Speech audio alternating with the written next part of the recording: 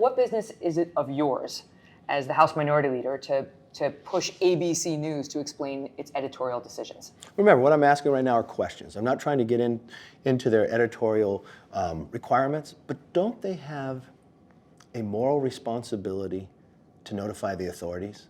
Now when I see a person who works at ABC to say she had a story 3 years ago of a known pedophile who's already pleaded guilty to soliciting a minor for prostitution, and somehow there's been undue influence. I don't know that there is, but it's worth asking the question, because how many more minors had to be human trafficked because they didn't do their story? But what do you do when they write back saying, you're not our news director, we have freedom of the press, and we also have a reporter privilege, at least in the state of New York, that doesn't require us to show you anything?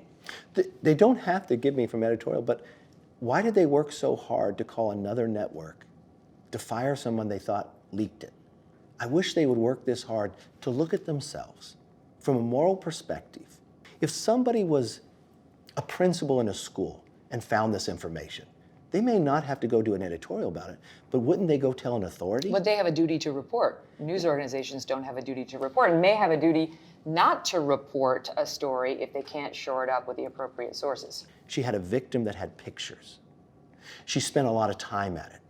And then someone told her not to, but she also talks about outside influence, that maybe they might not get an interview somewhere else if they ran this story. Remember who we're talking about.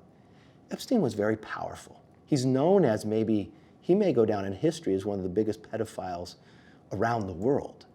So I would take, from ABC's point of view, I would want to make sure you never make this mistake.